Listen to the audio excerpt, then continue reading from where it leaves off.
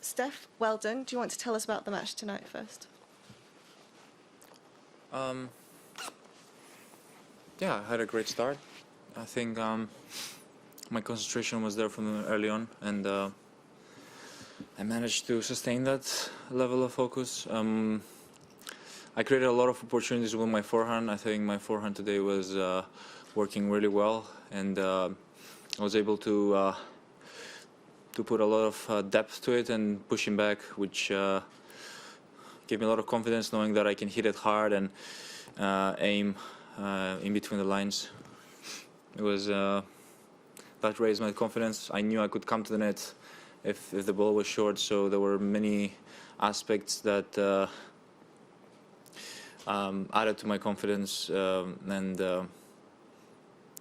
my returns were, I think his serves weren't pressing a lot, and that gave me the opportunity to start most of the returns and build the point throughout, yeah, which led to some opportunities and many breaks during the match. Yes, you gotta stay strong, and I think it helps having victories like this in my pocket. Great. Do we have questions in the room? Do you like to ease your way into a Grand Slam like that, or do you prefer to have a pretty tough sort of opener? It's tricky with these kind of matches. There's one side to it, you know, it's energy, reserving energy, and not spending too much energy out in the court, which is a good thing. But at the same time, yeah, I feel the intensity can be increased, and obviously there are players that are in top shape right now, and it's important for me to be prepared to face them. These matches teach me a few things. I think I can say it wasn't the toughest of the matches that I had at the Australian Open, but in the back of my head, I know that, and I'm going to take that as a good win, because against a player who has many years of experience on the tour, has achieved a lot of things. So for sure, it doesn't go unnoticed. But I look at it with a bright way. Stefanos, you mentioned confidence quite a few times. Did your confidence need buoying?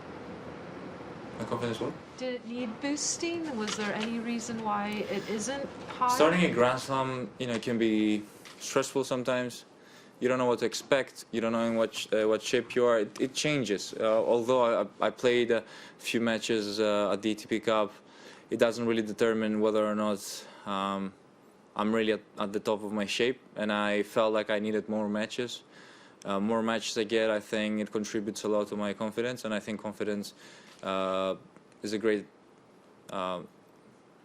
has made me win a lot of matches. Without it, I don't know where I would be. So I see it more as something that I need as an additive to my game, and something that is going to contribute to a lot of wins and a lot of victories, important victories for my career and in the future. Stefanos, you said of Kyrgios that people either love him or hate him. There's no real middle ground. I'm wondering if you would say the similar thing about Novak. Novak? Djokovic. I don't know. I cannot answer this. I don't have enough feedback from people, and I'm not really have better things to do, honestly. I don't know. As a player, with Kyrgios, it's much less transparent, I think. got it. As a player, what do you make of the verbal volleying back and forth between those two? They can do whatever they want. From a tennis player perspective, I mean, Nick likes to say things sometimes. Some of them can be true. Some of them can be a little bit, can cross the line and be too much. He's a guy who doesn't really have filter, and he says things as they are, raw. I think he has brain in his head when he says stuff. So it's really tough to say. There are many stupid things that he did in the past, and I'm sure he's aware of, and obviously, you know, can't deny them. And there are a few things he has said in interviews and quotations and headlines that he has created that could be considered as true. So it lays somewhere in between. Thanks. There's obviously been a lot of discussion around the preparation with the quarantine and all this sort of stuff. Do you feel now you're back to where you normally would be in a Grand Slam, or do you still feel like you're playing catch up? Every match is a challenge. I don't